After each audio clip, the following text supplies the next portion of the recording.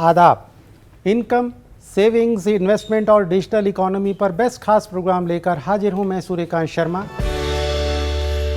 अपनी तरह का ये खास प्रोग्राम आपकी आमदनी, रोज़मर्रा के खर्च, सेविंग्स और इन्वेस्टमेंट के तौर तरीकों की पूरी जानकारी जाने माने एक्सपर्ट्स की जुबानी मुहैया कराता है। घर हर किसी की बुनियादी ज़रूरतों में से एक है, लेकिन आज के नए दौर में रियल एस्टेट एक बहुत ही पॉपुलर टर्म बन गया है। आज के इस खास प्रोग्राम में हम रियल एस्टेट पर बात करेंगे। हमारे साथ प्रॉपर्टी एडवाइज़र श्री ईश्वर शर्मा और दूसरे हमारे खास मेहमान हैं श्री धीरेन्द्र सांगल, जो कि एक्स एजीएम हैं सिंडिकेट बैंक में, और तीसरे हमारे खास मेहमान हैं कमलेश चौरसिया, जो कि पेशे से चार्टर्ड अकाउंटेंट हैं। हम आप तीनों का अपने स्टूडियो में स्वागत करते हैं, वेलकम करते हैं, खैर मकदम करते हैं। नमस्कार। मेरा पहला सवाल ईश्वर शर्मा जी से है, जो कि जाने माने प्रॉपर्टी एडवाइज़र हैं और आपका प्रॉपर्टी में ख़रीद व फरोख्त में एक अलग अपना मयार रखते हैं।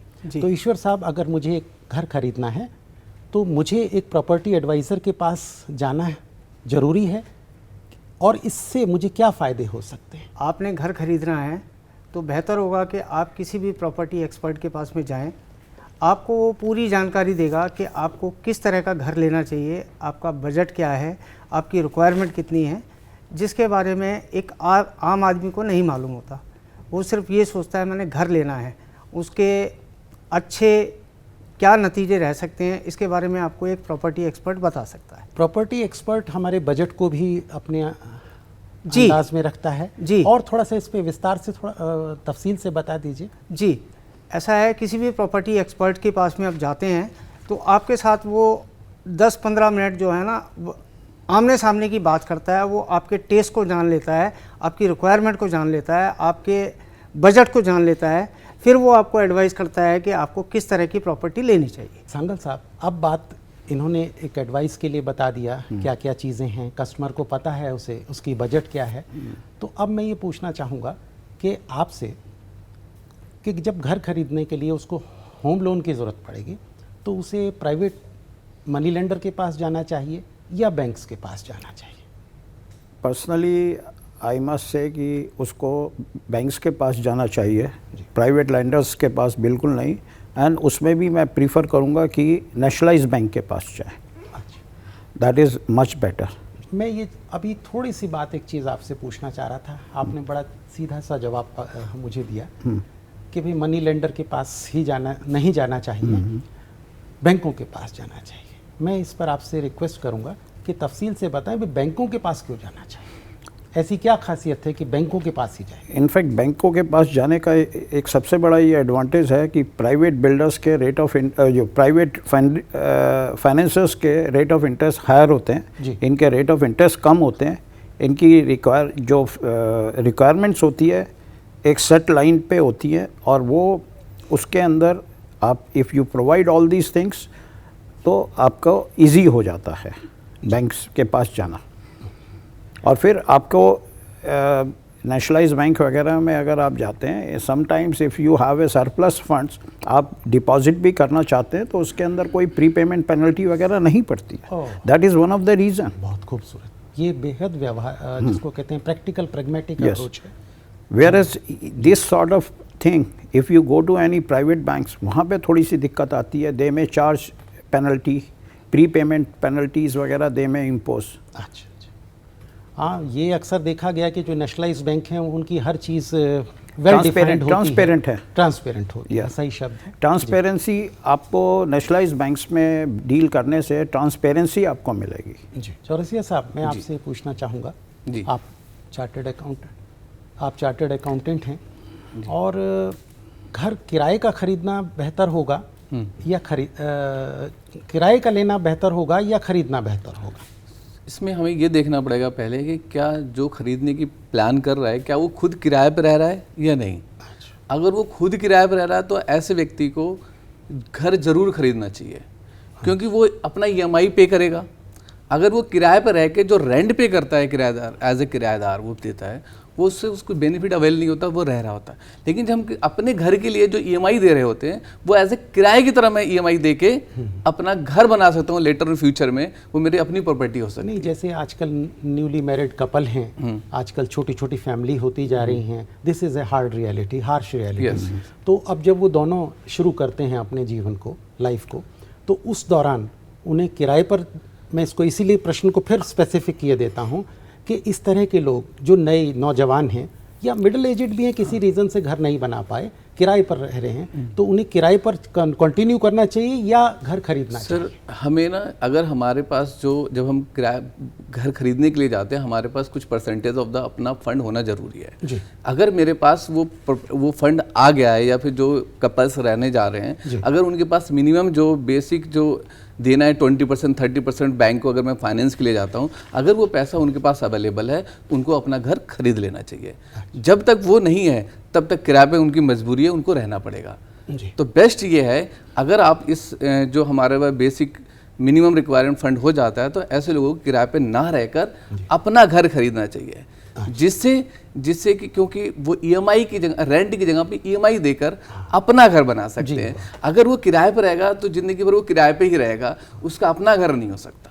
तो ऐसे कपल्स के लिए ज़रूर है, जब उस लायक हो जाते हैं, उनका अपना बेसिक जो मिनिमम रिक्वायरमेंट है, जो फंडिंग करता है 20% 30%, बैंक अगर उनके पास अपना पैसा है, बाकी पैसा बैंक से फाइनेंस करवा के वो घर खरीद सकते हैं, और ख़रीदना चाहिए। जी शर्मा जी, मैं आपसे पूछता हूँ, आप तो प्रॉपर्टी एडवाइज़र हैं, आपके पास किस तरह के लोग आते हैं? देखिए, जैसा अभी आपने बताया जी कि भाई एक मिनिमम उसके पास बजट होना चाहिए, रकम होनी चाहिए, तो आपके पास किस तरह के लोग आते हैं? देखिए, घर खरीदने की चाह हर इंसान के अंदर में होती है, जी। लेकिन समय बदलता है। आज से अगर 30 साल पहले की बात करेंगे, तो जब व्यक्ति रिटायर होने लगता था, तब वो सोचता था कि मेरे को अपना एक घर होना चाहिए। लेकिन अभी आज की डेट में जो यंग जनरेशन है, वो चाहती है कि मेरी नौकरी लग गई है, देश ने बहुत तरक्की करी है, तो वो चाहता है कि पहले 2-4 साल में ही वो अपने लिए घर खरीद ले। तो ये एक हमारे देश की प्रगति का सूचक है। तो हर तरह के लोग आते हैं, सबकी इच्छा होती है कि हम अपना घर खरीदें, हम अपने घर में बहुत अच्छे से रहें। अब जैसे कि हमारी सरकारी योजनाएं हैं, प्रधानमंत्री आवास योजना आ रही है, उसमें हर व्यक्ति के लिए घर है जी। अभी इसकी शुरुआत हो चुकी है, आने वाले और साल 2 साल में ये बहुत व्यापक हो जाएगी, जिसमें कि रेट ऑफ इंटरेस्ट में भी जो है ना, सरकार छूट देती है हमें जी। तो ये डिसाइड करना है मकान लेने वाले ने कि वो मकान कैसा लेना चाहता है, उसकी कितनी पेइंग कैपेसिटी है, वो कितना बैंक का लोन लेना चाहता है और उसको किस तरह से देगा। नहीं, हमारे प्रधानमंत्री आवास योजना में तो मैं समझता हूँ गागर में सागर है, और इसको अगर मैं यूँ कहूँ कि ब्रिविटी इज़ द सोल ऑफ विट, तो ज़्यादा अप्रोप्रिएट होगा, क्योंकि प्रधानमंत्री आवास योजना में लगभग उन यंग लोगों के लिए या उन लोगों के लिए जो किसी भी तरह से मकान नहीं बना पाए हैं, पहली प्रॉपर्टी पर कुछ विशेष छूट हैं जी, उसमें कुछ रियायतें हैं, उस पर थोड़ा सा आप बताएं कि क्या छूट हैं और क्या रियायतें, क्या आगे उसमें रेट ऑफ इंटरेस्ट कई कमी आपने कम है ये बताया जी। आपने हमें ये बताइए कि उसमें रियायतें और क्या हैं। देखिए, जो सबसे बेहतर रियायत है, वो एक तो जो एक्चुअल फ्लैट है, आपको सिर्फ कीमत उसकी देनी होती है जी। वो सुपर एरियाज़ की नहीं देनी होती है, बिल्कुल जो आपको फ्लैट मिल रहा है जितना है उसी के पैसे आपको पेमेंट करनी है। और जहाँ तक रियायत है वो 2.67 लाख की जो है ना इंटरेस्ट के अंदर में रियायत है जी, और बड़े ही रीजनेबल रेट्स के अंदर में सरकार ने इस तरह की योजनाएं लागू करी हैं, जिसके ऊपर में एक रेरा आया है जी, बिल्डर्स के ऊपर शिकंजा बहुत कस गया है, तो बहुत अच्छे से इस काम के ऊपर में इम्प्लीमेंट हो रहा है। अच्छा, इसी से जुड़ा मैं एक सवाल इससे थोड़ा सा पूछता हूँ कि गवर्नमेंट इंस्टीट्यूट कंस्ट्रक्टेड हाउसेस लेने चाहिए या प्राइवेट बिल्डर कंस्ट्रक्टेड हाउसेस लेना चाहिए? देखिए, जो गवर्नमेंट है, गवर्नमेंट के जो बने हुए मकान्स होते हैं, जैसे डीडीए हो गया, तो इसके अंदर अभी डीडीए ने बहुत सुधार किया है, अच्छी क्वालिटी देने लगे हैं, अच्छी सर्विसेज देने लगे हैं। लेकिन जो प्राइवेट बिल्डर्स होते हैं उनके अंदर में कुछ एक्स्ट्रा ऑर्डिनरी सर्विस होती हैं, जैसे जिम, पूल साइड, क्लब, ये सब होती हैं। ये एक मकान लेने वाले को अपनी जेब के अनुसार देखना चाहिए कि उसको कैसा मकान लेना चाहिए। सांगल साहब, आजकल बैंकों में होम लोन देने का एक कंपटीशन सा है रेट ऑफ इंटरेस्ट को लेकर के, तो ऐसे में जो बायर है वो सोचता है मैं कैसे क्या सेलेक्ट करूं, क्योंकि आपकी एक एक्सपर्टीज़ है, आप सालों साल बैंक में होम लोनिंग या हाउस लोनिंग में रहे हैं, तो आप क्या एडवाइस करेंगे? देखिए, इसके अंदर नो डाउट देयर इज़ आजकल बैंक में काफ़ी कंपटीशन है एंड एवरीवन वांट्स कि हम उनके पास मैक्सिमम कस्टमर्स आएँ, बट द थिंग इज़ उसके अंदर सबसे बड़ी आजकल वेरिएशन थोड़ा बहुत होता है, लाइक 0.2025% तक, और अब धीरे धीरे ये गैप कम होता जा रहा है। एंड मेरे हिसाब से नेशनलाइज्ड बैंक्स में ही जाना चाहिए, बिकॉज़ वहाँ पे ट्रांसपेरेंसी काफ़ी है। जैसा कहा जाता है कि प्राइवेट बैंक्स में थोड़ा सा हिडन कॉस्ट होती है, उसको देखते हुए everyone should go to nationalised bank. बिल्कुल ठीक। और ट्रांसपेरेंसी एक ऐसा शब्द है Yes. जो किसी भी इकोनॉमी को किसी भी मयार तक ले जा सकता है, चाहे वो डेवलपमेंट का हो, चाहे वो सोशल डेवलपमेंट का हो, Yes. या एज ए होल इकोनॉमी की बात हो। तो मैं समझता हूँ कि आपने इस बात को बखूबी, आपका क्या रिएक्शन है चौरसिया साहब, क्योंकि आप चार्टर्ड अकाउंटेंट हैं और ये कहा जाता है कि जिसका अकाउंट साफ उसका सब कुछ माफ। बिल्कुल। तो आपका क्या इस पर रिएक्शन है कि कंपटीशन को देखते हुए? जैसे सांगल साहब ने कहा, बिल्कुल सही कहा है जी कि रेट ऑफ इंटरेस्ट जो होता है, ये कंपटीशन का बहुत ज़बरदस्त कंपटीशन है मार्केट में। इवन प्राइवेट सेक्टर्स के जो फाइनेंशियल इंस्टीट्यूशंस हैं, एनबीएफसीज हैं, ये लोग आपको बहुत फैसिलिटीज़ देती हैं इनिशियली लेवल पे, आपके घर तक पहुंच जाएंगे, आपको सारी सुविधाएं देंगे। गवर्नमेंट बैंक या फाइनेंशियल इंस्टीट्यूशन जो भी है, जो हमारे पब्लिक अंडरटेकिंग बैंक्स हैं, ये लोग वो सुविधाएं नहीं देते। तो इनिशियली लोगों को बहुत अच्छा लगता है कि ये प्राइवेट बैंक बहुत अच्छे हैं, बहुत अच्छे हैं, लेकिन उस चीज़ को जो बाद में private bank hidden cost charge करते हैं, उनको अवेयरनेस उसकी होती नहीं है, और बाद में ईएमआई में वो जुड़ रहा होता, उनको पता भी नहीं लगता। क्योंकि एक होम लोन एक बहुत लंबा पीरियड के लिए होता है, 15 साल 20 साल के लिए होता है, तो उस चीज़ में लोगों को पता नहीं होता। वो ईएमआई दे रहे होते हैं, उसमें कॉस्ट कितना इंटरेस्ट पोर्शन जा रहा है, कितना प्रिंसिपल पोर्शन आउट जा रहा है, उन्हें कुछ पता नहीं होता। वो फिक्स ईएमआई बढ़ती रहती है, वो देते रहते हैं और उन्हें कोई फ़र्क नहीं पड़ता, पता नहीं चलता। रियल में उनकी कॉस्ट बढ़ रही होती है, वो इंटरेस्ट पोर्शन ज़्यादा पे कर रहे होते हैं। तो इसलिए बेटर है ऐसे लोगों को, जैसे सांगल साहब ने बिल्कुल सही कहा है, हमें पीएसयूज़ पे जाने चाहिए, बैंकों पे जाना चाहिए पीएसयूज़ पे, और वहाँ से अपने लोन्स, क्योंकि वहाँ पे ट्रांसपेरेंसी लेवल बहुत हाई होती है, चीज़ें सब क्लियर होती हैं, इसलिए बेटर है कि पीएसयूज़ के पास जाना चाहिए। जी ईश्वर साहब, मैं आपसे एक और चीज़ पूछना चाह रहा था। आज के हालात में काफ़ी लोग अप्रोच करते हैं प्रॉपर्टी के लिए, और एडवाइज़र का एक अपना अहम रोल है। तो ये इन्वेस्टमेंट के ऑप्शन से क्या घर खरीदना या रेजिडेंशियल प्रॉपर्टी खरीदना एक बेहतर इन्वेस्टमेंट ऑप्शन है? देखिए, जहाँ तक इन्वेस्टमेंट की बात है, प्रॉपर्टी या मकान जो है वो खरीदना पहले तो अपनी ज़रूरत पूरी करने के बाद है। इन्वेस्टमेंट के लिए तो गवर्नमेंट की बहुत सी योजनाएं हैं, बैंक में एफडीज़ हैं, पोस्ट ऑफिस में कई स्कीम्स हैं, वहाँ पैसा लगाया जा सकता है। इन्वेस्टमेंट अभी डिपेंड करता है कि जितने हमारे नए शहर बन रहे हैं, जैसे सरकार की योजनाएं हैं, तो अब देखेंगे आपके जो मेजर सिटीज़ होती थी, मेट्रो सिटीज़ होती थी, वहाँ पे लोगों की डिमांड कम हो गई है। और एक्चुअल में क्या चेंज हो गया है, सबसे बड़ा जो चेंज हुआ है वो ये चेंज हुआ है कि पहले लोग इन्वेस्टमेंट के हिसाब से 4-4 प्रॉपर्टी ले लेते थे कि रेंट पे दे देंगे, लेकिन अब क्या है कि जैसे सोच बदली है, उसमें आदमी चाहता है कि मैं अपने लिए करूं। ज़्यादातर यंगस्टर जो है वो जॉब में जाना पसंद कर रहे हैं, एक देश को आगे ले जाने की कोशिश कर रहे हैं, तो उसमें ये चाहते हैं कि भाई अपना लें, अपना खाएं पिएं, अपनी लाइफ को जो है ना इजी बनाएं। तो जहाँ तक इन्वेस्टमेंट की बात है, तो सरकार की बहुत सी वो योजनाएं हैं जिनमें लगाया जा सकता है पैसा। और रह गई बात कि इसमें इन्वेस्टमेंट की बात की प्रॉपर्टी के अंदर इन्वेस्ट करें कि अगर फिर फालतू पैसा है तो फिर लगाइए। नहीं, आपके हिसाब से ये बेहतर ऑप्शन है या वर्स्ट ऑप्शन है? मैं इसको बहुत क्लियर स्पेसिफाई किए देता हूँ। ये sir man to man vary करता है। अच्छा, हाँ जी, हाँ जी। नहीं आप क्या रेकमेंड करते हैं? देखिए, अगर रहने के लिए मकान अपना है हाँ। तो हम फिर कहेंगे कि अगर इन्वेस्टमेंट की बात आएगी तो वो कमर्शियल में वो करें। कमर्शियल में रेंट ज़्यादा आ जाता है, एप्रिसिएशन भी अच्छी है।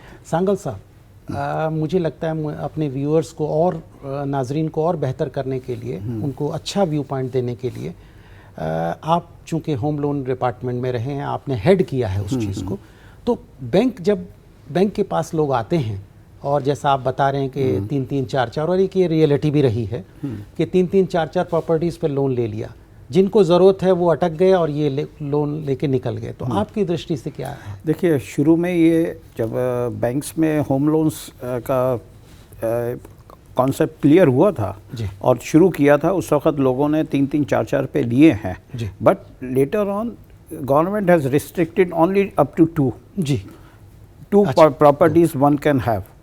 अगर इससे बियॉन्ड आप जाते हैं जी, तो देन उनको कमर्शियल रेट ऑफ इंटरेस्ट लगेगा, नॉट हाउसिंग लोन। हाँ, जो कि ये लगभग 8-9% या 10% जो भी नहीं, स्थिति अब रही तो हो। मेरे ख्याल से 8.25, 8.5 के जी करीब है। और कमर्शियल पे क्या लगेगा साहब? It is more than 10, 11-12%। अच्छा, 12%। यस, 11 to 12%, दैट इज़ वो कमर्शियल। काफ़ी ज़्यादा है। So, चौरसिया साहब, हमने प्रॉपर्टी एडवाइज़र का एक व्यू लिया इन्वेस्टमेंट, क्योंकि ये एक बहुत अजीब सी स्थिति है कि लोग अपने पैसे को डंप कर देते हैं। तो एक चार्टर्ड अकाउंटेंट की दृष्टि से ये जो प्रॉपर्टी में इन्वेस्टमेंट है एक ओवररेटेड इन्वेस्टमेंट है, तो उस पर आप क्या महसूस करते हैं? आपकी राय क्या है?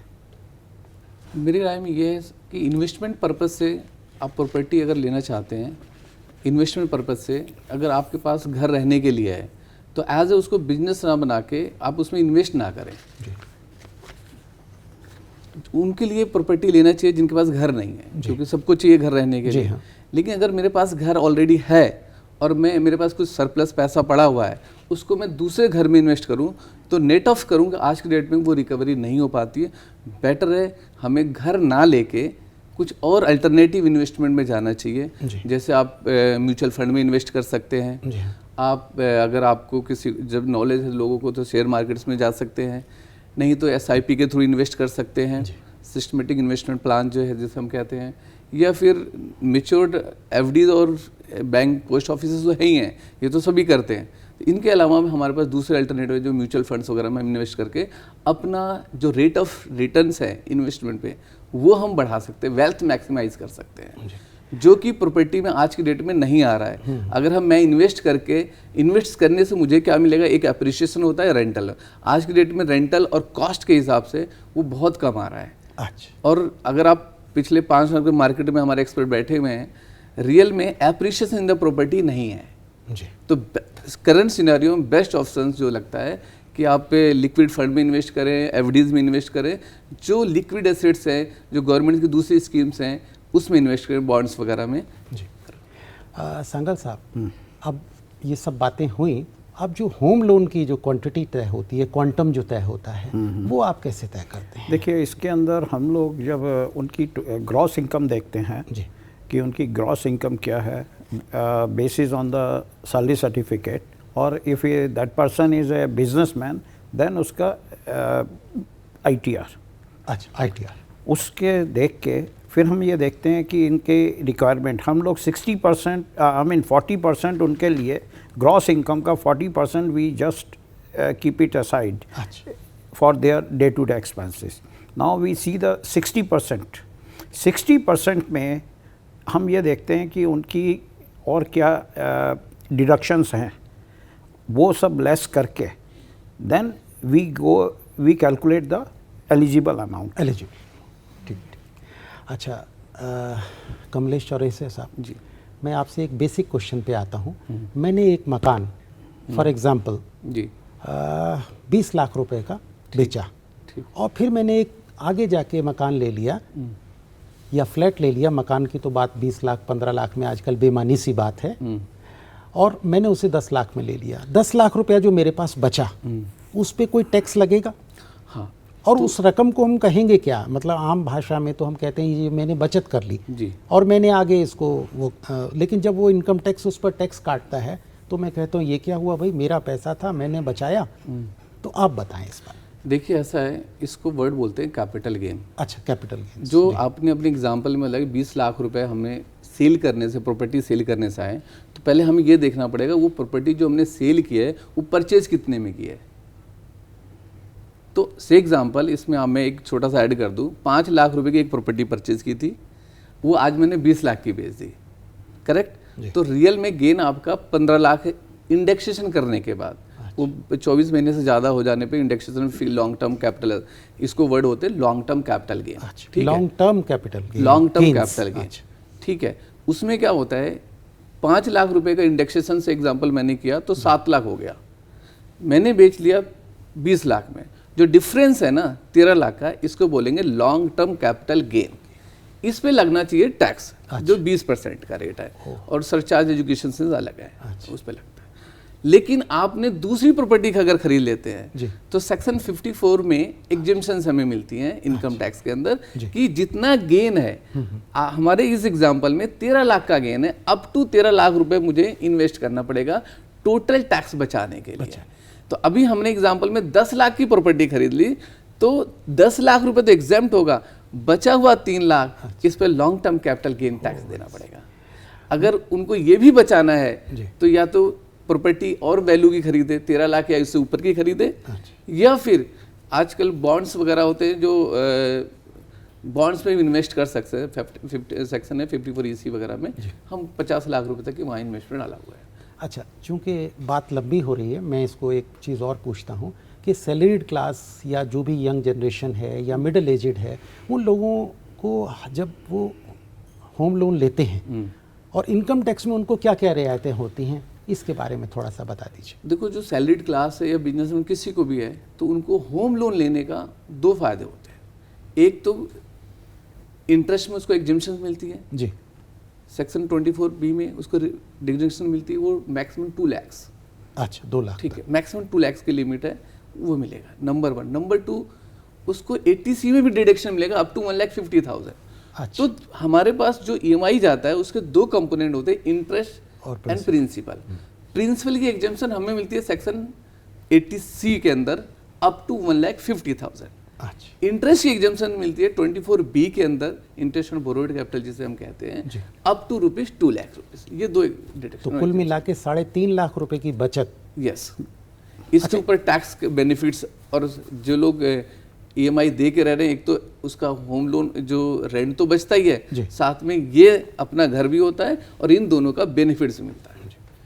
तो ये बातचीत इतनी चल रही है, मैं इसको ख़त्म करने का मन नहीं है किसी भी अंदाज से, लेकिन समय की अपनी या वक्त की एक अपना तकाजा है। तो मैं आपसे पूछता हूँ एज ए कंक्लूडिंग रिमार्क कि घर के या होम लोन प्रॉपर्टी जो है या प्रॉपर्टी लोन जो है ओवरऑल सोसाइटी के लिए बेहतरी के लिए है, या बेहतरी है लेकिन सावधानी से, इस पर आप क्या कहना चाहेंगे? जी, आपने बहुत अच्छा शब्द इस्तेमाल किया कि बेहतरी है लेकिन सावधानी के साथ में। ये बहुत अच्छी बात है। कोई भी चीज़ लेने के लिए देखिए, बैंकर्स हैं, जैसे संगल साहब ने अभी बताया कि PSU से लेना चाहिए हमें, जो हमें पता होना चाहिए। सब आजकल बैंक सब कुछ अपनी डिटेल देते हैं कि वो क्या क्या आपसे चार्जेस लेंगे, आपको क्या क्या फैसिलिटीज़ दे रहे हैं, उसके अंदर कुछ हिडन नहीं होना चाहिए। उसको ध्यान में रखते हुए आजकल हमारे देश ने तरक्की करी है, सब जानते हैं, सब बच्चे पढ़े लिखे हैं, सब ये देखते हैं कि अब हमने लोन कैसे लेना है, PSU से लेना है, कई जल्दी के लिए कि जी हमें जल्दी चाहिए। जो गवर्नमेंट बैंक्स हैं वो थोड़ा सा टाइम ज़रूर लगाते हैं, उनका एक प्रोसेस है, वो सारी मतलब फॉर्मेलिटीज़ को पूरा सारी फॉर्मेलिटीज़ पूरी करती हैं। और मैं यही कहूँगा कि अगर कोई प्रॉपर्टी लेना चाह रहा है, उसको कम से कम कुछ भी हो तो एक पार्ट जो है ना, भले ही वो 10% का हो, 20% का हो, वो लोन ज़रूर लेना चाहिए, क्योंकि उससे जो हमारा प्रॉपर्टी का टाइटल है ना, वो क्लियर हो जाएगा कि उसमें कोई लीगल प्रॉब्लम्स तो नहीं आ रही है। क्योंकि बैंक जो है ना सारा चेक कर लेता है, उसका रिकॉर्ड चेक कर लेता है कि ये टाइटल फ्री है एकदम से, इसमें कोई दिक्कत तो नहीं है, फ्री होल्ड प्रॉपर्टी है, जो आने वाले समय के लिए सभी के लिए अच्छा होता है। सांगल साहब इन्होंने बहुत अच्छी बात कही और बहुत ये और भी अच्छी बात है कि कंक्लूडिंग रिमार्क्स में ये बात आ रही है। तो एक बैंकर की दृष्टि से वही सवाल जो मैंने शर्मा साहब से किया वही मैं आपसे पूछता हूँ। एक बैंकर की दृष्टि से क्या हमारे यहाँ प्रॉपर्टी लोन्स की जो डिमांड है वो ज़्यादा होनी चाहिए एक बैंकर की दृष्टि हाँ, से? बिल्कुल। आप क्या हमारे नाजरीन को बताना चाहेंगे? नहीं, बिल्कुल होनी चाहिए। ईश्वर जी ने जो चीज़ बोली है कि बैंक के पास आने से एक ये एडवांटेज हो जाता है कि बिकॉज़ उसकी लीगल वगैरह सब हम करवाते हैं बैंक वाले, तो उससे टाइटल की क्लियरेंस मिल जाती है भाई कि टाइटल इज़ ओके। अदरवाइज़ आजकल प्रॉपर्टीज़ में भी फ्रॉड्स होने के चांसेस हैं और होते रहे हैं। तो उस हिसाब से ईश्वर जी ने ये बहुत अच्छा बोला है कि चाहे मिनिमम अमाउंट लें पर one should go to the nationalised bank so that वहाँ पे क्लियरेंस हो जाए जी। तो उससे बोरोवर को एक कंफर्ट लेवल मिलता है। जी। और मैं समझता हूँ जब ये चीज़ रेगुलेट होती है तो हमारी सरकार के पास भी वो आंकड़े पहुँचते हैं। एक obvious तो है। रजिस्ट्रेशन फ़ी पहुँचती है, हाँ, yes। उसकी वैल्यू प्रॉपर पहुँचती है। यस, लोन के हिसाब से लोगों को क्या या सरकारी योजनाओं में उनको लगता है कि इतने लोग लेने वाले हैं तो इतने हमको सब्सिडाइज करना है। इस पूरा लेखा जोखा एक यस, बैंकों से है ना हर चीज़ की फिगर आरबीआई को जाती है जी। एंड आरबीआई से नेचुरली गवर्नमेंट को जाएगी एंड उसको उनको गवर्नमेंट को ये पता चलता है कि हम लोग जो स्कीम्स लाए हैं कितने बेनिफिशियरीज हैं और हमें आगे कितना इनको जो सब्सिडी इंटरेस्ट सब्सिडी वगैरह या जो भी कुछ देना है वो हम इजीली वो मैनेज कर पाते हैं इन चीज़ों का। आप हमारे स्टूडियो में आए, तहे दिल से शुक्रिया। जी, thank you। और नाजरीन, आपने देखा कि होम लोन लेना एक फ़ायदे का सौदा है जिसमें आपका मुस्तकबिल महफूज है और इसके साथ साथ आपको सारी आपकी जो प्लानिंग है लाइफ की, फाइनेंशियल से लेकर के लाइफ प्लानिंग, वो होम लोन एक अहम रोल रखता है। उसको आप निभा सकते हैं और साथ साथ अपने कंट्री के लिए भी बहुत बेहतर कर सकते हैं, क्योंकि अगर हम बेवजह इन्वेस्ट करेंगे तो कहीं ना कहीं हम उस आदमी को पीछे कर रहे हैं जिसको उसकी ज़रूरत है। तो आज हमारे इस खास प्रोग्राम में इतना ही। इसके साथ ही दीजिए इजाज़त हमारी पूरी टीम को। आदाब।